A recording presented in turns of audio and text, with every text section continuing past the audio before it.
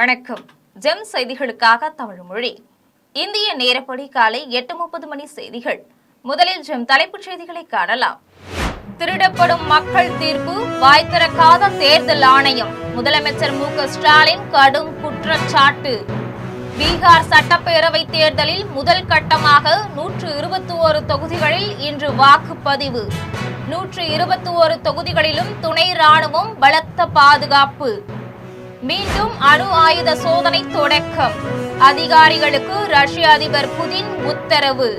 4வது 20 over cricket தொடர் போட்டியில் இந்தியா ஆஸ்திரேலிய அணிகள் மோதல். தொடர் சமனில் உள்ளதால் ரசிகர்களிடையே பலத்த எதிர்பார்ப்பு.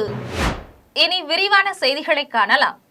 திருடப்படும் மக்கள் தீர்ப்பு, வாய் திறக்காத தேர்தல் ஆணையம் என்று முதலமைச்சர் மு.க. ஸ்டாலின் குற்றம் சாட்டியுள்ளார். ஹரியானாவில் 25 லட்சம் போலி வாக்காளர்கள் சேர்க்கப்பட்டு ஆட்சி திருட்டு நடந்திருப்பதாக மக்களவை எதிர்க்கட்சித் தலைவர் ராகுல் காந்தி ஆதாரங்களுடன் விளக்கியுள்ளார். இந்நிலையில் இது தொடர்பாக தமிழக முதலமைச்சர் மு.க. ஸ்டாலின் தனது எக்ஸ் தளத்தில் பொய் வாக்குறுதிகளை கூறி 2014இல் ஆட்சிக்கு வந்த பாஜகவின் பிளவுவாத அரசியலை மக்கள் இனியும் நம்ப தயாராக இல்லை என்றார். இதைத் தொடர்ந்து அவர் தேர்தலில் முறைகேடுகள் என்பதையெல்லாம் தாண்டி வாக்காளர் பட்டியலிலேயே அப்பட்டமான அட்டூழியத்தை அரங்கேற்றி மக்களின் ஜனநாயக தீர்ப்பை களவாண்டு அம்பலப்பட்டு நிற்கின்றது. இதையடுத்து வாக்காளர் சிறப்பு திருத்தம் என்ற பெயரில் மக்களின் வாக்குரிமையை பறிக்கும் சதி என்பதற்கு பீகாரும் தற்போது வெளியாகியுள்ள ஹரியானாவுமே சான்று என்று தெரிவித்தார். இவை அனைத்துக்கும் பொறுப்பான தேர்தல் ஆணையம் இத்தனை குற்றச்சாட்டுகள் அடுக்கடுக்கான ஆதாரங்களோடு முன்வைக்கப்பட்டும் எந்த ஒரு முறையான விளக்கமும் அளிக்காமல் இருப்பது வேதனை அளிக்கிறது என்று கூறி பதிவிட்டுள்ளார். பீகாரில் முதல் கட்டமாக 121 தொகுதிகளில் இன்று தேர்தல் வாக்குப்பதிவு நடைபெற உள்ளது. பீகார் மாநில சட்டசபைக்கு முதல் கட்டமாக 121 தொகுதிகளுக்கு இன்று தேர்தல் வாக்குப்பதிவு நடைபெறுகின்றது. இதைத் தொடர்ந்து இரண்டாவது கட்டமாக மீதமுள்ள 122 இடங்களுக்கு வருகின்ற 11ஆம் தேதி தேர்தல் வாக்குப்பதிவு நடைபெற உள்ளது. இதில் இந்திய கூட்டணியின் முதல்வர் வேட்பாளர் தேஜஸ்வி யாதவ் ராகோபூர் தொகுதியில் போட்டியிடுகின்றார். அவரை எதிர்த்து பாஜக மூத்த தலைவர் சதீஷ்குமார் களமிறங்கியுள்ளார். இதேபோல் பல்வேறு தொகுதிகளில் பல்வேறு வேட்பாளர்கள் போட்டியிடுகின்றனர். இந்த நிலையில் பீகாரில் முதல் கட்ட தேர்தல் நடக்கும் 121 தொகுதிகளில் 1500 கம்பெனி துணை ராணுவ படையினர் உட்பட மொத்தம் 4,05,000 பேர் பாதுகாப்பு பணியில் ஈடுபட்டுள்ளனர். மீண்டும் அணு ஆயுத சோதனைகளை தொடங்குவதற்கு தனது அதிகாரிகளுக்கு ரஷ்ய அதிபர் விளாடிமிர் புதின் உத்தரவிட்டுள்ளார். அமெரிக்க அதிபர் டொனால்டு டிரம்ப் 30 ஆண்டுகளாக நிறுத்தி வைத்திருந்த அணு ஆயுத சோதனைகளை மீண்டும் நடத்துமாறு தனது பாதுகாப்பு துறைக்கு உத்தரவிட்டார். இதுகுறித்து மாஸ்கோவில் நடைபெற்ற பாதுகாப்பு கவுன்சில் கூட்டத்தில் ரஷ்ய அதிபர் புதின் நிறுத்தி வைக்கப்பட்ட அணு ஆயுத சோதனைகளை மறுபடியும் நடத்தும் எண்ணம் ரஷ்யாவுக்கு இல்லை. ஆனால் அமெரிக்கா அணு ஆயுத சோதனையில் ஈடுபட்டால் ரஷ்யாவும் அந்த நடவடிக்கையில் இறங்கும் என தெரிவித்தார். இதைத் தொடர்ந்து அவர் அணு ஆயுத சோதனைகளை மீண்டும் நடத்துவதற்கு அதற்கான செயல் திட்டங்களை உருவாக்கி சமர்ப்பிக்க வேண்டும் என்று அதிகாரிகளுக்கு உத்தரவிட்டார்.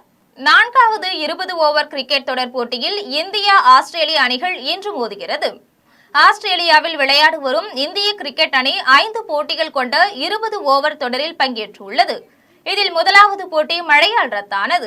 இதையடுத்து இரண்டாவது போட்டியில் ஆஸ்திரேலியாவும் 3வது போட்டியில் இந்தியாவும் வெற்றி பெற்றதால் தொடர் 1-1 என்ற கணக்கில் சமனில் உள்ளது.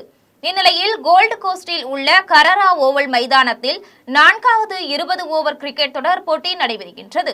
இதையொட்டி இரு அணி வீரர்களும் தீவிர பயிற்சியில் ஈடுபட்டு உள்ளனர். இதைத் தொடர்ந்து இன்றைய ஆட்டத்தில் வெற்றி காணும் அணிக்கு தொடரை கைப்பற்றுவதற்கான வாய்ப்பு இருப்பதால் ரசிகர்களிடையே பலத்த எதிர்பார்ப்பு உள்ளது.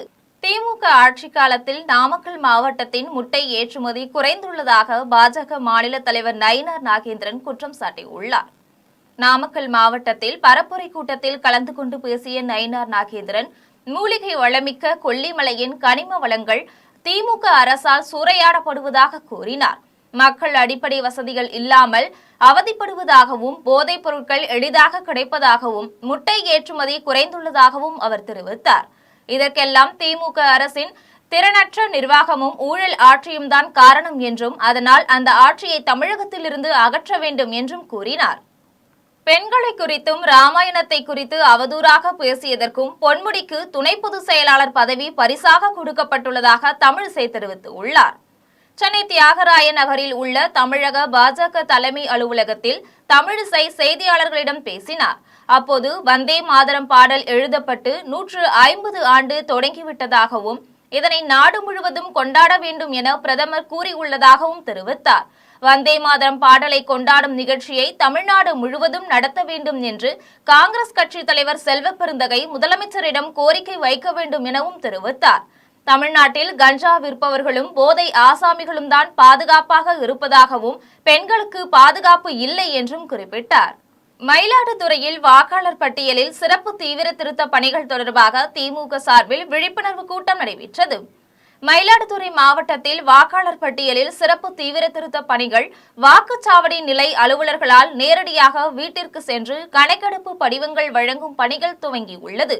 இந்நிலையில் திமுக சார்பில் வாக்காளர் பட்டியல் பணிகள் தொடர்பாக விழிப்புணர்வு கூட்டம் நடைபெற்றது. இதில் மாவட்ட செயலாளரும் பூம்புகார் தொகுதி எம்எல்ஏவுமான நிவேதா முருகன் தலைமையில் ஒன்றிய செயலாளர் அமிர்த விஜயகுமார், தலைமை பொதுக்குழு உறுப்பினர் அர்ஷத் ஆகியோர் முன்னிலையில் எம்எல்ஏ நிவேதா முருகன் எஸ்ஐஆர் பற்றி விளக்கி பேசினார். கழகத்தால் கொடுக்கப்பட்ட பாக முகவர் குறிப்பேடு மூலம் அனைத்து வாக்காளர்களின் தகவல்களை சேகரிக்க வேண்டும். குறிப்பாக திமுக கட்சி வாக்காளர்கள், திமுக ஆதரவு வாக்காளர்கள் மற்றும் சிறுபான்மை வாக்காளர்களின் தகவல்கள் சேகரிக்க வேண்டும். வாக்குகளை நீக்காமல் நமது BLA-2 நிர்வாகிகள் கண்காணிக்க வேண்டும். NOC வழங்கப்படாத வட மாநிலத்தவர்களின் வாக்குகளை புதிதாக சேர்க்காமல் பார்த்துக் கொள்ள வேண்டும் என்று விளக்கி கூறப்பட்டது. இதில் ஜமாத் நிர்வாகிகள் மற்றும் கட்சியினர், பொதுமக்கள் கலந்து கொண்டனர். தென்னிந்தியாவில் சட்டம் ஒழுங்கு பிரச்சினையில் மோசமான மாநிலமாக தமிழகம் மாறியுள்ளது என்று கோவை கோல்டுவின்ஸ் பகுதியில் நடைபெற்ற ஆர்ப்பாட்டத்தில் தமிழ் மாநில காங்கிரஸ் கட்சியின் தலைவர் ஜி கே வாசன் தெரிவித்தார். கோவையில் கல்லூரி மாணவி பாலியல் வன்கொடுமைக்கு ஆளானதை கண்டித்து கோல்டுவின்ஸ் பகுதியில் தமிழ் மாநில காங்கிரஸ் கட்சியின் தலைவர் ஜி கே வாசன் தலைமையில் தமிழ் மாநில காங்கிரஸ் கட்சியினர் மனித சங்கிலும் ஆர்ப்பாட்டத்திலும் ஈடுபட்டனர். அப்போது கோவை மாணவி பாலியல் வன்கொடுமை வழக்கில் கைது செய்யப்பட்டவர்களுக்கு தூக்கு தண்டனை வழங்க வேண்டும், பெண்களுக்கு எதிரான குற்றங்களை தடுக்க வேண்டும், போதைப் பொருட்கள் விற்பனையை ஒழிக்க வேண்டும் என கண்டன கோஷங்களை எழுப்பினர். இதில் மாநில பொதுச் செயலாளர் வி வாசன் உட்பட கட்சியின் நிர்வாகிகள் பலர் கலந்து கொண்டனர். ஆர்ப்பாட்டத்தை தொடர்ந்து தமிழ் மாநில காங்கிரஸ் கட்சியின் தலைவர் ஜி கே வாசன் செய்தியாளர்களை சந்தித்து பேசினார். அப்போது தமிழகத்தில் சட்டம் ஒழுங்கு சீர்குலைந்து விட்டது. எங்கு பார்த்தாலும் கொலை, கொள்ளை, திருட்டு, பாலியல் வன்கொடுமை தொடர்ந்து நடைபெறுகிறது என்றும் போதைப் பொருள் பரவல் அதிகரித்து வருகின்றது. தென்னிந்தியாவில் சட்டம் ஒழுங்கு பிரச்சினையில் மிகவும் மோசமான மாநிலமாக தமிழகம் மாறியுள்ளது எனவும் கோவை மாணவி பாலியல் வழக்கு அதற்கான சரியான எடுத்துக்காட்டு எனவும் ஜி கே வாசன் குறிப்பிட்டார். சீர்குலைந்த நிலையில் இருக்கிறது. எங்கு பார்த்தாலும் கொலை, கொள்ளை, திருட்டு, பாலியல் இப்படி தொடர்ந்து எல்லா இடங்களிலும் நடந்து கொண்டிருக்கிறது. போதைப் பொருள் நடமாட்டம் அதிகரித்து கொண்டிருக்கிறது. இன்னும் சொல்ல போனால் தென்னிந்தியாவில் தமிழகம்தான் சட்டம் ஒழுங்கு பிரச்சனையிலே மிகவும் மோசமான மாநிலமாக இருக்கிறது. சபரிமலை ஐயப்பன் கோவில் தங்கம் கொள்ளை தொடர்பான வழக்கில் கருத்து கூறியுள்ள கேரள உயர்நீதிமன்றம் வெளிநாடுகளுக்கு தங்க சிலைகள் கடத்த முயற்சி நடைபெற்றிருக்கலாம் என சந்தேகம் தெரிவித்துள்ளது. சபரிமலை ஐயப்பன் கோவில் கருவறை மேற்கூரைக்கும் வாயிலில் உள்ள துவாரபாலகர் சிலைகளுக்கும் தங்க முலாம் பூசிய தகடுகளை பதிப்பதற்காக 1998ஆம் ஆண்டு தொழிலதிபர் விஜய் மல்லையா 30 கிலோ தங்கம் வழங்கினார். இந்த நிலையில் தங்க முலாம் பூசப்பட்ட துவாரபாலகர் சிலைகள் நிறம் மங்கியதாக கூறி 2019ஆம் ஆண்டு உன்னிகிருஷ்ணன் போற்றி என்பவரின் தலைமையில் பெங்களூருக்கு எடுத்து செல்லப்பட்டது. இதில் சுமார் 1.5 கிலோ தங்கம் மாயமானது குறித்து கேரள உயர்நீதிமன்றம் சிறப்பு விசாரணை குழுவை அமைத்து விசாரிக்க உத்தரவிட்டது. இதேபோல் தேவசம் போர்டு லஞ்ச ஒழிப்புத்துறையும் விசாரணை மேற்கொண்டது. சிறப்பு விசாரணை குழுவினரும் லஞ்ச ஒழிப்புத்துறையினரும் தங்கள் அறிக்கைகளை உயர்நீதிமன்றத்தில் அளித்துள்ளனர். சபரிமலையில் 2018 முதலான அனைத்து ஆவணங்களும் ஆய்வு செய்யப்பட வேண்டும் எனவும் சிலை கடத்தல்காரர் சுபாஷ் கபூருக்கு தங்க கொள்ளையில் தொடர்பு உள்ளதாகவும் அந்த அறிக்கையில் குறிப்பிடப்பட்டுள்ளது. இந்நிலையில் ஐயப்பனுக்கு சொந்தமான சொத்துக்களை காக்கவே தேவசம் போர்டு நிர்வாகம் உள்ளது எனவும் அந்த பாதுகாப்பில் குறைபாடு ஏற்பட்டுள்ளதாகவும் கேரள உயர்நீதிமன்றம் கூறியுள்ளது. தருமபுரம் ஆதீன மடாதிபதியின் மணிவிழாவில் பங்கேற்ற ஸ்ரீ மதுசூதனன் சாய் குளோபல் மனிதநேய இயக்கம் சார்பில் மயிலாடுதுறையில் 60 படுக்கைகள் கொண்ட மருத்துவமனை கட்டப்படும் என தெரிவித்தார். மயிலாடுதுறை தருமபுரம் ஆதீனத்தின் 27வது மடாதிபதியான மாசிலாமணி தேசிக ஞானசம்பந்தரின் 60வது வயதை முன்னிட்டு மணிவிழா நடைபெற்று வருகின்றது. இதற்காக 10 நாள் ஆன்மீக மாநாடு தருமபுரம் ஆதீன கலைக்கல்லூரியில் நடைபெற்று வருகிறது. இந்த விழாவில் தமிழக ஆளுநர் முக்கிய பிரமுகர்கள் பங்கேற்று வரும் நிலையில் பெங்களூரு குளோபல் மனிதநேய இயக்கத்தின் நிறுவனர் மதுசூதனன் சாய் வந்தார். அவருக்கு சீர்காழி தமிழ் சங்க தலைவர் இமயவரம்பன் மார்க்கோனி, நீதிபதி கார்த்திக், ஆதீன கட்டளை சிவகுருநாத் தம்பிரான் சுவாமிகள் ஆகியோர் வரவேற்பு அளித்தனர். தொடர்ந்து தர்மபுரம் மடத்தில் பரமாச்சாரியார் சுவாமிகளை சந்தித்து பேசினார். திருநங்கைகளுக்கும் பெண்களுக்கும் ஆதீனம் சார்பில் தையல் இயந்திரங்கள் உள்ளிட்ட நலத்திட்ட உதவிகளை மடாதிபதியும் மதுசூதனன் சாய் ஆகிய இருவரும் வழங்கினர். அப்போது ஸ்ரீ மதுசூதனன் சாய் குளோபல் மனிதநேய இயக்கம் சார்பில் மயிலாடுதுறையில் 60 படுக்கைகள் கொண்ட மருத்துவமனை கட்டப்படும் என்று தெரிவித்தார். அரசு தொழில் பயிற்சி நிலையத்தில் கட்டுமான தொழிலாளர்களுக்கு அளிக்கப்பட்ட 7 நாள் பயிற்சி நிறைவு விழாவில் கற்றுக் கொடுத்த ஆசிரியர்களுக்கு தாம்பூலம் தட்டில் பழங்களை வைத்து மரியாதை செலுத்திய தொழிலாளர்களின் செயல் காண்போரை வியக்க செய்தது. தொழிலாளர் நலன் மற்றும் திறன் மேம்பாட்டுத் துறையின் சார்பில் தமிழ்நாடு முழுவதும் 50,000 கட்டுமான தொழிலாளர்களுக்கு 12 தொழில் பிரிவில் 7 நாள் பயிற்சி அளிக்க வேண்டும் என தமிழ்நாடு அரசு ஆணை வெளியிட்டுள்ள நிலையில் மகாகவி பாரதியார் கட்டிடம் மற்றும் தமிழ்நாடு அமைப்புசாரா தொழிலாளர் சங்கத்தின் மாநில தலைவர் தனலட்சுமியின் முயற்சியால் திருவள்ளூர் மாவட்டத்தில் விளிம்பு நிலையில் உள்ள கட்டுமான கொத்தனார், கார்பெண்டர், எலக்ட்ரீஷியன் உட்பட 1100 தொழிலாளர்கள் கண்டறியப்பட்டு அவர்களின் வாழ்வாதாரத்தை உயர்த்தும் விதமாக அம்பத்தூர் தொழில்பேட்டையில் அமைந்துள்ள அரசு தொழிற்பயிற்சி நிலையத்தில் 7 நாட்கள் சிறந்த முறையில் பயிற்சி அளிக்கப்பட்டது. அதில் தேறியவர்களுக்கு பிராக்டிகல் உள்ளிட்ட செயல்முறைகளுக்கான பயிற்சி அளிக்கப்பட்டது. அதன் நிறைவு விழாவில் தமக்கு கற்பித்த ஆசிரியர்களுக்கு மரியாதை செலுத்தும் விதமாக தாம்பூலம் தட்டில் பழங்களை வைத்து சால்வை அணிவித்து பயிற்சி பெற்ற தொழிலாளர்கள் மரியாதை செலுத்தினர். 7 நாட்கள் பயிற்சியில் பங்கேற்ற ஒவ்வொரு தொழிலாளர்களுக்கும் சான்றிதழ்கள் வழங்கப்பட்டது. அதனைத் தொடர்ந்து கலைஞர் கைவினை திட்டத்தின் மூலமாகவும் திருவள்ளூர் மாவட்ட தொழில் மையத்தின் மூலமாகவும் பயிற்சி பெற்ற தொழிலாளர்களுக்கு ரூபாய் 50,000 மானியத்துடன் 3 லட்சம் கடனுதவி வழங்கப்பட உள்ளன. இத்தகைய சலுகைகளை வழங்கிய தமிழ்நாடு முதலமைச்சர் மு.க. ஸ்டாலினுக்கு மகாகவி பாரதியார் கட்டிடம் மற்றும் தமிழ்நாடு அமைப்புசாரா தொழிலாளர் சங்கத்தின் மாநில தலைவி தனலட்சுமி மற்றும் கட்டுமான தொழிலாளர்கள் நன்றி தெரிவித்தனர். கோவையில் கல்லூரி மாணவி கூட்டு பாலியல் வன்கொடுமை சம்பவத்தின் எதிரொலியாக பொள்ளாச்சியில் பெண்களுக்கு பாதுகாப்பு அளிக்க வேண்டும் என வலியுறுத்தி பாஜகவினர் கண்டன ஆர்ப்பாட்டத்தில் ஈடுபட்டனர். கோவையில் கல்லூரி மாணவிக்கு கூட்டு பாலியல் வன்கொடுமை நடந்த சம்பவம் தமிழகம் முழுவதும் அதிர்ச்சியை ஏற்படுத்தியது. கூட்டு பாலியல் வன்கொடுமையில் ஈடுபட்ட 3 பேரை காவல்துறையினர் சுட்டுப் பிடித்தனர். இந்நிலையில் கூட்டு பாலியல் வன்கொடுமை சம்பவம் எதிரொலியாக பொள்ளாச்சி திருவள்ளூர் திடல் பகுதியில் தமிழகத்தில் தொடரும் பாலியல் வன்கொடுமை சம்பவத்தை கண்டித்து கோவை தெற்கு மாவட்ட பாரதிய ஜனதா கட்சியின் சார்பில் கோவை தெற்கு மாவட்ட தலைவர் சந்திரசேகர் தலைமையில் 300க்கும் மேற்பட்ட பாஜகவினர் கண்டன ஆர்ப்பாட்டத்தில் ஈடுபட்டனர். அப்போது தமிழகத்தில் ஆளும் கட்சியை சேர்ந்த நிர்வாகிகள் காவல்துறையினரை மிரட்டும் நிலை இருப்பதாகவும் காவல்துறையினர் கடும் மன உளைச்சலால் பாதிக்கப்பட்டிருப்பதாகவும் திராவிட மாடல் ஆட்சியில் தொடர்ந்து பாலியல் வன்கொடுமை சம்பவம் நடந்து கொண்டே இருக்கிறது எனவும் தெரிவித்தனர். மேலும் திராவிட மாடல் ஆட்சியை வீட்டிற்கு அனுப்பினால் மட்டுமே பாலியல் சம்பவத்திற்கு முற்றுப்புள்ளி வைக்க முடியும் என்று பாஜகவினர் வலியுறுத்தினர்.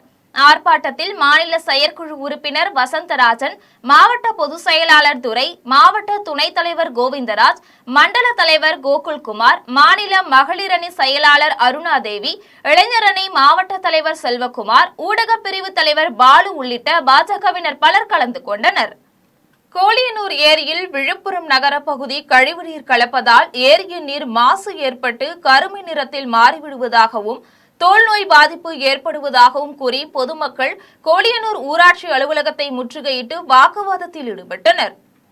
விழுப்புரம் அருகே உள்ள கோலியனூரில் உள்ள ஏரி தூர்வாரப்பட்ட நிலையில் விழுப்புரம் நகர பகுதிகளிலிருந்து திறந்துவிடப்படும் கழிவு நீரோடு மழை நீரும் சேர்ந்து கோலியனூர் வாய்க்கால் மூலமாக கோலியனூர் ஏரியில் கலப்பதால் நிலத்தடி நீர் மாசு ஏற்பட்டு நீரின் நிறம் மாறியுள்ளது என்றும் தோல் நோய்கள் வருவதாகவும் குற்றம் சாட்டிய பொதுமக்கள் பலமுறை புகார் அளித்தும் நடவடிக்கை எடுக்காததால் கோலியனூர் ஊராட்சி ஒன்றிய அலுவலகத்தை முற்றுகையிட்டு வாக்குவாதத்தில் ஈடுபட்டனர். முற்றுகை போராட்டம் நடத்திய மக்களிடம் வட்டார வளர்ச்சி அலுவலர் ஜெகநாதன் சமாதான பேச்சுவார்த்தை நடத்தினார். அப்போது கழிவுநீர் ஏரியில் கலக்காமல் இருக்க நடவடிக்கை எடுப்பதாக உறுதியளித்ததை அடுத்து அனைவரும் கலைந்து சென்றனர். கோலியனூர் ஆனந்த விநாயகர் நகர்லேருந்து வரோம் சார். இது எங்கள் வீட்டு வாசல்லே வாக்கியாக இருக்கிறதுனால எல்லாருக்குமே சின்ன பசங்களுக்குலாம் ஜுரம் வருது. இந்த மாதிரி தான் இந்த வீடியோவில் இருக்க மாதிரி தான் தண்ணி போயிட்டே இருக்குது. அதுவும் அந்த வாக்கியாவும் தூர் வர மாட்டேங்கிறாங்க. தூர் வர சொன்னால் அங்கே பைப் இருக்குது, வெட்ட முடியாதுன்னு சொல்கிறாங்க. எங்களுக்கு இதுக்கு என்ன தீர்வுன்னே தெரியல. தண்ணி போகவே மாட்டேங்குது, அப்படியே தேங்கி தான் நிற்கிது.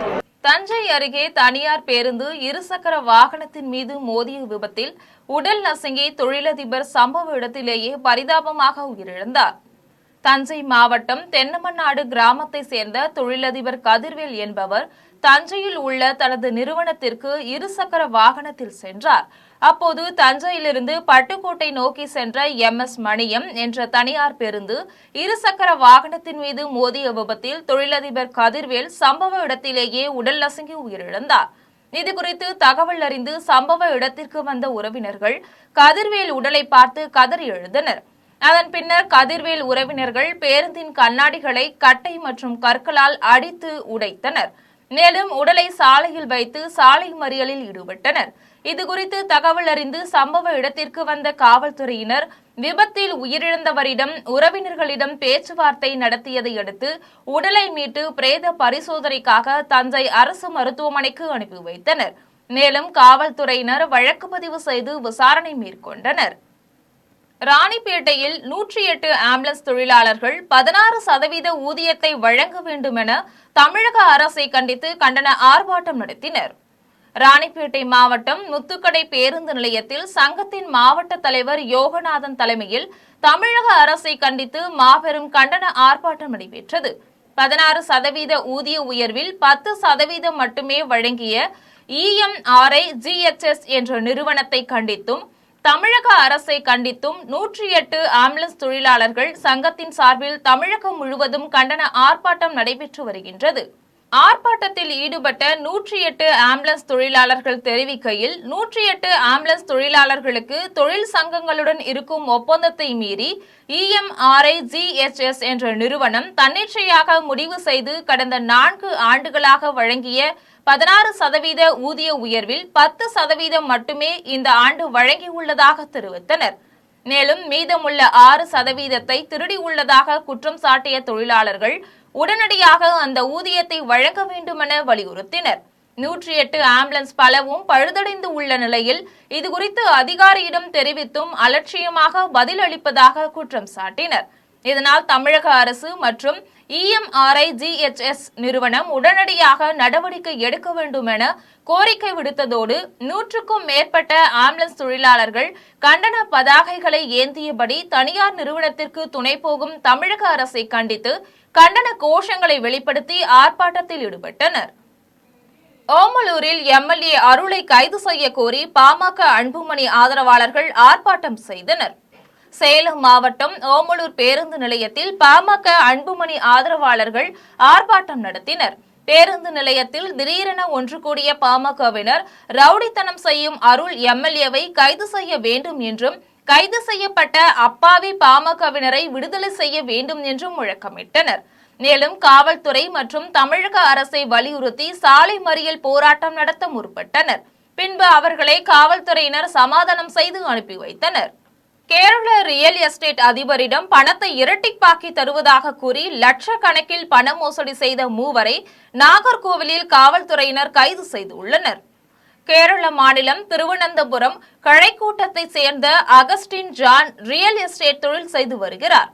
இவருக்கும் ஆற்றிங்கால் பகுதியை சேர்ந்த மோகன், ராதாகிருஷ்ணன், சுந்தர்ராஜ் ஆகியோருக்கும் பழக்கம் ஏற்பட்டு உள்ளது. இந்நிலையில் 3 பேரும் சேர்ந்து அகஸ்டின் ஜானிடம் பணத்தை இரட்டிப்பாக்கி தருவதாக கூறியுள்ளனர்.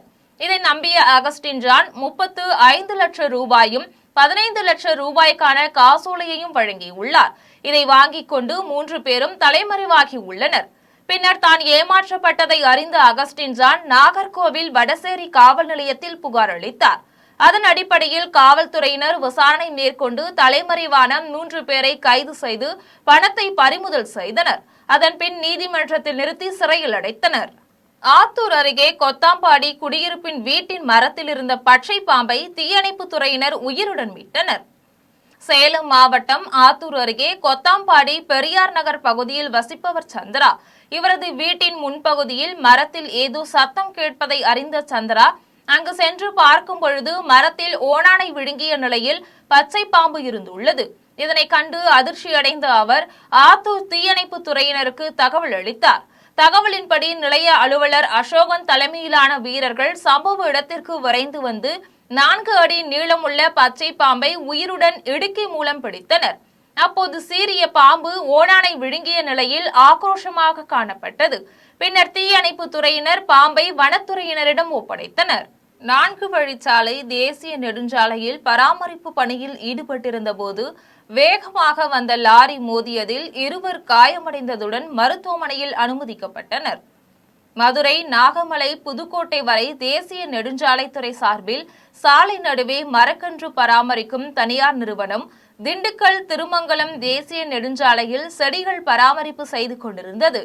நாகமலை புதுக்கோட்டை அருகே நின்று கொண்டிருந்த வாகனம் மீது லாரி அதிவேகமாக மோதியது. பொதுமக்கள் மற்றும் தீயணைப்பு துறையினர் கடும் போராட்டத்திற்கு பின் பொதுமக்கள் மற்றும் தீயணைப்பு துறையினர், நெடுஞ்சாலைத்துறை, ஜேசிபி மற்றும் அப்பகுதி மக்கள் இணைந்து படுகாயத்துடன் மீட்டனர். மேலும் தனியார் தேசிய நெடுஞ்சாலைத்துறை பராமரிப்பு தொழிலாளி கார்த்திகேயன் படுகாயமடைந்து உள்ளார். பின்னர் நாகமலை புதுக்கோட்டை போலீசார் வழக்கு பதிவு செய்து விசாரணை மேற்கொண்டனர். தூத்துக்குடியில் ஐப்பசி மாத பௌர்ணமி தினத்தை முன்னிட்டு பழமையான பாகம்பரியால் உடனுறை சங்கர ராமேஸ்வரம் ஆலயத்தில் சுவாமிக்கு அபிஷேகம் செய்யப்பட்டது. தூத்துக்குடியில் உள்ள பழமையான பாகம்பரியால் உடனுறை சங்கர ராமேஸ்வரர் ஆலயத்தில் ஐப்பசி மாத பௌர்ணமி தினத்தை முன்னிட்டு கும்ப பூஜையும், அதைத் தொடர்ந்து சங்கர ராமேஸ்வரருக்கு பால், தயிர், விபூதி, சந்தனம் உள்ளிட்ட வாசனை திரவியங்களால் அபிஷேகம் நடைபெற்றது. இதையடுத்து சமைக்கப்பட்ட அன்னத்திற்கு சிறப்பு பூஜை தீபாராதனைக்கு பின்பு எடுத்து செல்லப்பட்டு 100 கிலோ அன்னத்தால் அன்னாபிஷேகம் நடைபெற்று சுவாமி மலர்கள் மற்றும் அன்ன அலங்காரத்தில் பக்தர்களுக்கு காட்சியளித்தார். இதேபோன்று பாகம் பெரியாளுக்கு தங்க கவசம் அணிவிக்கப்பட்டு சிறப்பு பூஜை நடைபெற்றது. இதில் ஆயிரக்கணக்கான பக்தர்கள் நீண்ட வரிசையில் நின்றபடி அன்னாபிஷேகத்தை தரிசனம் செய்தனர். தென்னாப்பிரிக்க அணிக்கு எதிரான டெஸ்ட் போட்டி தொடரில் விளையாடும் இந்திய அணி வீரர்களின் பட்டியலை கிரிக்கெட் வாரியம் வெளியிட்டுள்ளது. தென்னாப்பிரிக்க கிரிக்கெட் அணி இந்தியாவில் சுற்றுப்பயணம் செய்து 2 டெஸ்ட் போட்டிகள், 3 ஒருநாள் போட்டிகள், 5 20 ஓவர் போட்டிகள் ஆகியவற்றில் விளையாட உள்ளது. இரு அணிகள் இடையேயான முதல் டெஸ்ட் போட்டி நவம்பர் 14ஆம் நாள் கொல்கத்தாவில் தொடங்க உள்ளது. 2வது டெஸ்ட் போட்டி நவம்பர் 22ஆம் நாள் அசாமின் குவஹாத்தியில் தொடங்க உள்ளது. இந்த போட்டியில் இந்திய டெஸ்ட் கிரிக்கெட் அணிக்கு சுப்மன் கில் தலைவராக செயல்படுவார் என்றும், விக்கெட் கீப்பர் ரிஷப் பந்த் துணைத் தலைவராக இருப்பார் என்றும் இந்திய கிரிக்கெட் வாரியம் தெரிவித்துள்ளது. இந்திய அணியில் யஷஸ்வி ஜெய்ஸ்வால், ராகுல், சாய் சுதர்ஷன், தேவ்தத் படிக்கல், துருவ் ஜூரல், ரவீந்திர ஜடேஜா, வாஷிங்டன் சுந்தர், ஜஸ்பிரீத் பும்ரா, அக்சர் பட்டேல், நிதிஷ்குமார், முகமது சிராஜ், குல்தீப் யாதவ், ஆகாஷ் தீப் ஆகியோர் இடம்பெற்றுள்ளனர். தமிழ்நாட்டின் பல்வேறு மாவட்டங்களில் 3 நாட்களுக்கு கனமழை பெய்ய வாய்ப்புள்ளதாக சென்னை வானிலை ஆய்வு மையம் தெரிவித்துள்ளது. தமிழக உள்பகுதிகளின் மேல் ஒரு வளிமண்டல மேலடுக்கு சுழற்சி நிலவுகின்றது. இதன் காரணமாக அரியலூர், பெரம்பலூர், திருச்சி, கள்ளக்குறிச்சி, திருவண்ணாமலை, சேலம், தருமபுரி, கிருஷ்ணகிரி, திருப்பத்தூர் மாவட்டங்களில் ஓரிரு இடங்களில் கனமழை பெய்ய வாய்ப்புள்ளது. மேலும் ராமநாதபுரம், சிவகங்கை, விருதுநகர், மதுரை, தேனி, திண்டுக்கல் மாவட்டங்களில் ஓரிரு இடங்களில் கனமழை பெய்ய வாய்ப்புள்ளதாக தெரிவித்துள்ளது. இதையடுத்து நவம்பர் 8ஆம் நாள் கன்னியாகுமரி, திருநெல்வேலி, தென்காசி, தூத்துக்குடி மாவட்டங்களில் ஓரிரு இடங்களில் கனமழை பெய்ய வாய்ப்புள்ளதாக குறிப்பிடப்பட்டுள்ளது. மீண்டும் தலைப்புச் செய்திகள். திருடப்படும் மக்கள் தீர்ப்பு, வாய் திறக்காத தேர்தல் ஆணையம். முதலமைச்சர் மு.க. ஸ்டாலின் கடும் குற்றச்சாட்டு. பீகார் சட்டப்பேரவை தேர்தலில் முதல் கட்டமாக 121 தொகுதிகளில் இன்று வாக்குப்பதிவு. 121 தொகுதிகளிலும் துணை ராணுவம் பலத்த பாதுகாப்பு. மீண்டும் அணு ஆயுத சோதனை தொடக்கம். அதிகாரிகளுக்கு ரஷ்ய அதிபர் புதின் உத்தரவு. 4வது 20 ஓவர் கிரிக்கெட் தொடர் போட்டியில் இந்தியா ஆஸ்திரேலிய அணிகள் மோதல். தொடர் சமனில் உள்ளதால் ரசிகர்களிடையே பலத்த எதிர்பார்ப்பு. இத்துடன் ஜெம் செய்திகள் நிறைவடைகின்றன. மீண்டும் ஜெம் செய்திகள் மதியம் 1:30 மணிக்கு. உடனுக்குடன் செய்திகளை காண GemLive.tv என்ற இணையதளத்தில் இணைந்திருங்கள். நன்றி, வணக்கம்.